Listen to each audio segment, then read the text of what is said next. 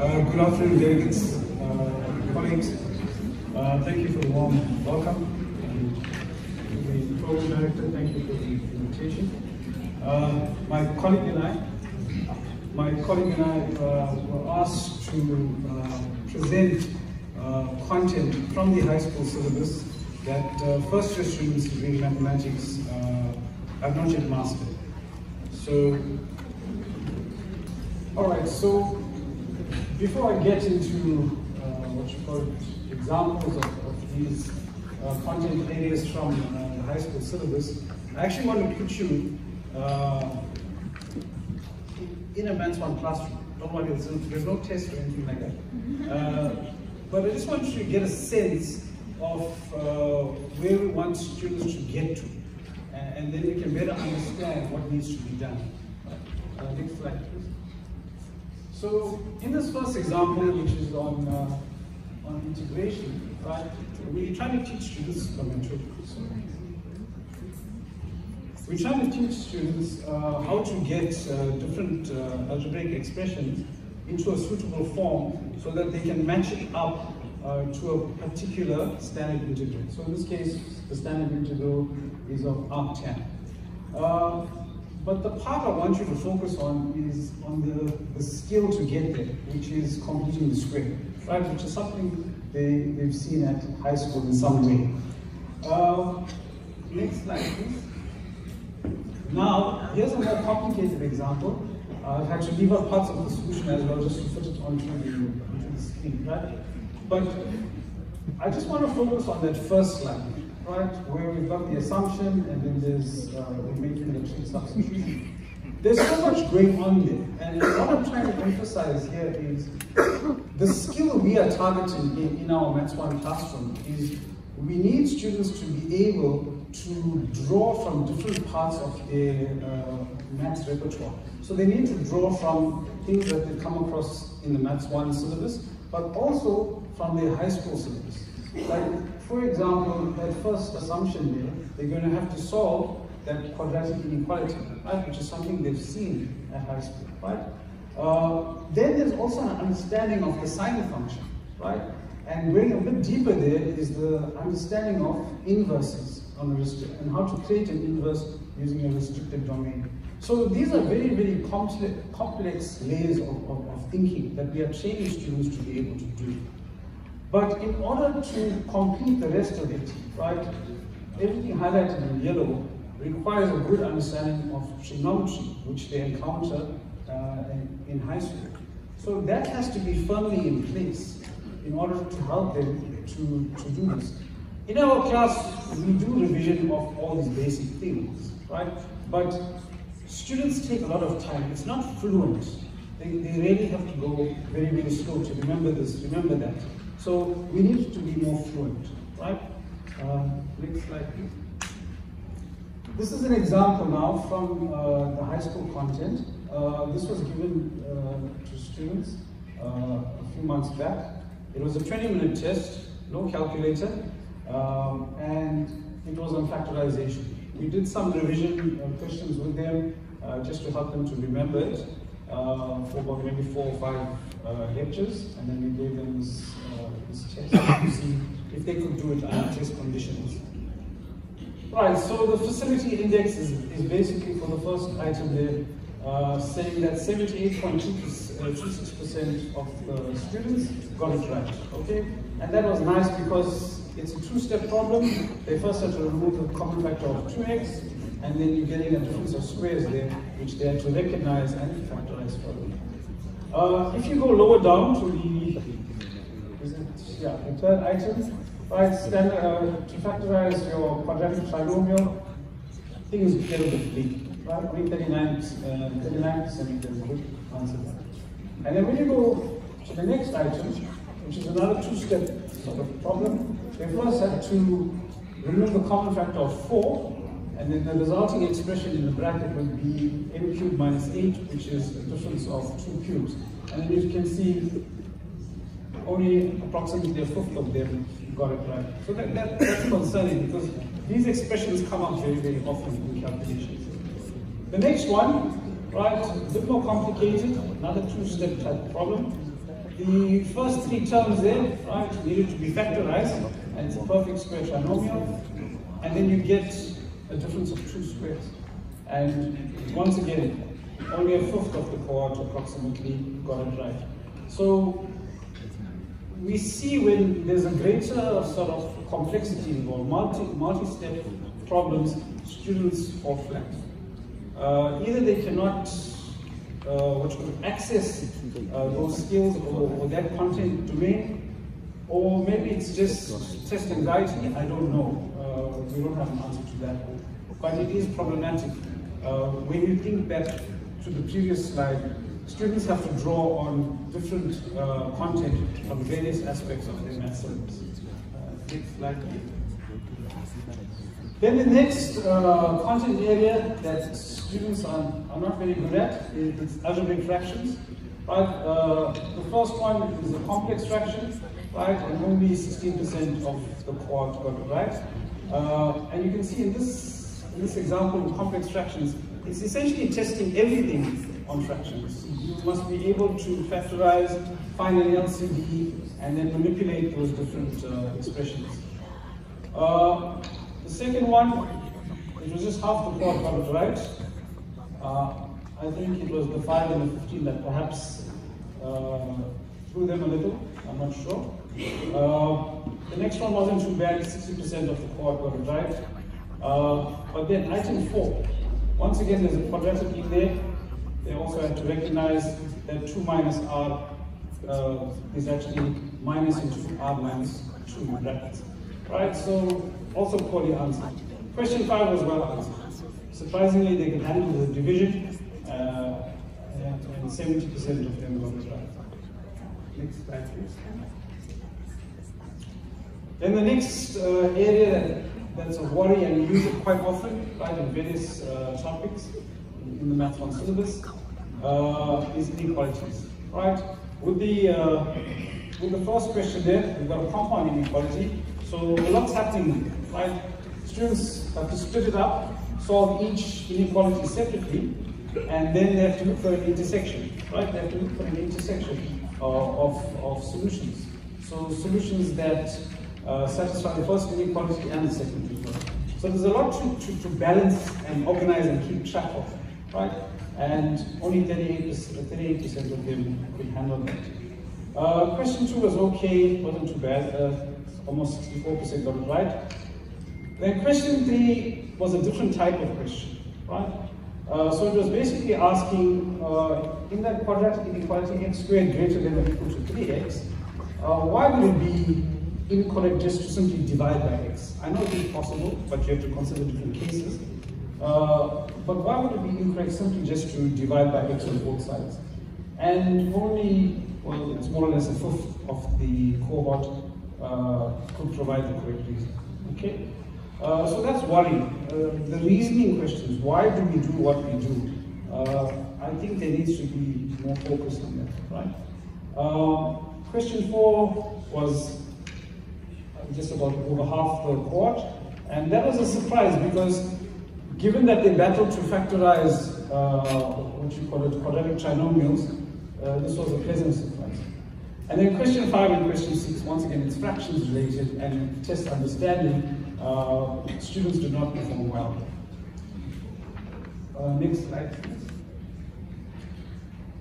Then we also try to do a lot of questions that require analyzing an expression because it's needed in different parts of the syllabus. And this is an example of one of them where we asked to find the domain of that function. Now there's a lot going on here because you have to understand the concept of a function, what is a real number, and then you have to look at that expression underneath the square root, right? And also consider that you're dealing with the fraction. So there's a lot going on. 13.5% of the cohort got it right, but what was interesting, 40% went for option A. So it was just, maybe they hadn't considered the effect of the endpoint half, right? Half would make it undefined, right? Or possibly they confused the notation. Next slide, please. All right, this is another one where we we looking at just analyzing an expression, and underneath there you've got a quadratic, which they had to solve a quadratic inequality in order to come up with the right expression. And I think it was what, yeah, it's around 40-45 again of the quarter work, right? So whenever we ask the students to use or to draw on multiple parts of or content from different chapters, things don't go so well. Next slide, please. So those were just a few examples. For me, the high school algebra is something that someone needs to address, and I think one of my learning colleagues, he spoke about low order. I think he's on there. But it's not just about low order, it's how we teach the low order. You have to make it a little bit challenging, because we have to push them slightly out of their comfort zones. Otherwise it becomes very boring, right? So trigonometry, we need it in so much of the Maths 1 syllabus, it's just not fun. And I think a lot of time has to be spent on that for students to buy into the ideas within trigonometry. Anything regarding functions, and sketching of functions, it needs to be reinforced. Students battle to draw graphs. They take very long, they really struggle with these things. Inequalities and the notation as well. And then just from another perspective, when we're moving around talking to our students in TUTS or in a lecture, because they work in groups, you can see there's a lack of number sense. Where are numbers relative to each other? So we can ask the student, okay, why did you put minus 6.7 here instead of here? You can see that look in their eyes. It's fear, right? And there shouldn't be that, right? Maths is not a subject of fear, right? There's a fear of fractions and negative numbers as well, right? And then when you're engaging with students, trying to lead them along a certain path, as you probe them, very quickly you see that their understanding is very fragile and it's very, very disconnected, it's fragmented, right? They don't see concepts as gelling together, right? And the way I phrase it is, they learn things in silos and they also forget it in silos. So that's a problem. There needs to be some interconnectedness with their learning. Next slide, please. And then from another perspective, I think the previous speaker touched on it, the soft skills.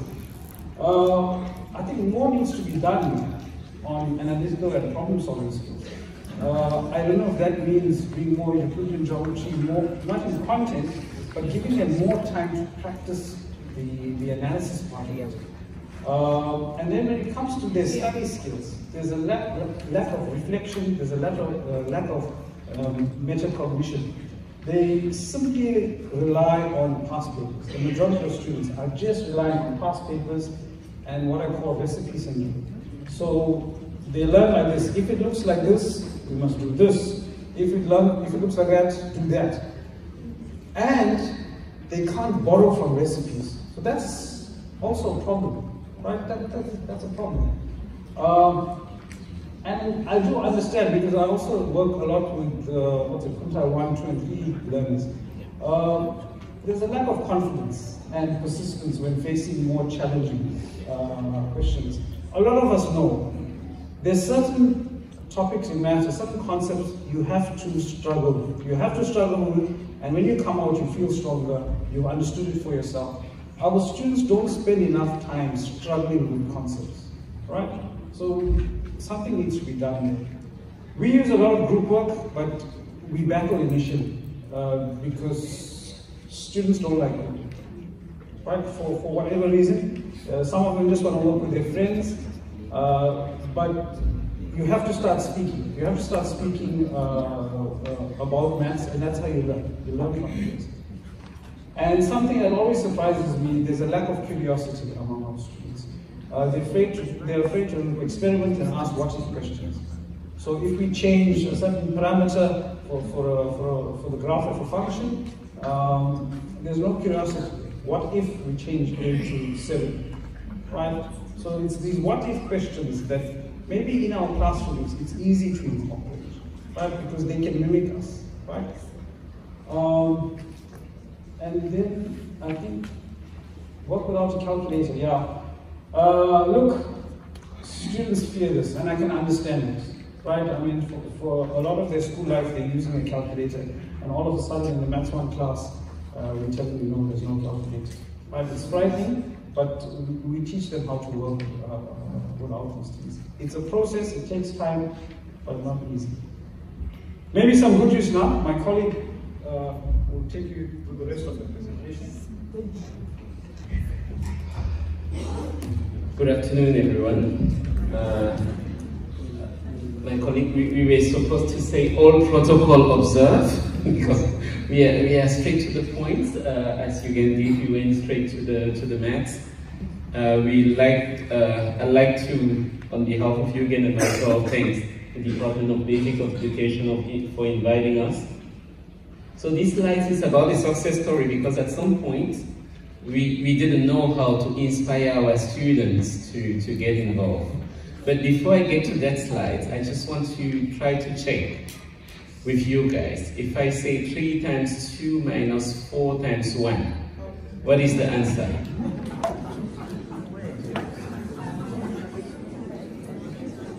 Nobody is going to his calculator. Because, so, okay, you can hear me. Okay, maybe that's better. Oh, okay. So I was asking the question, 3 times 2 minus 4 times 1. Oh, I'm so glad. I wish I could swap you for my students. Because when I say the same in my first year engineering class, half of the class will be looking at your calculator.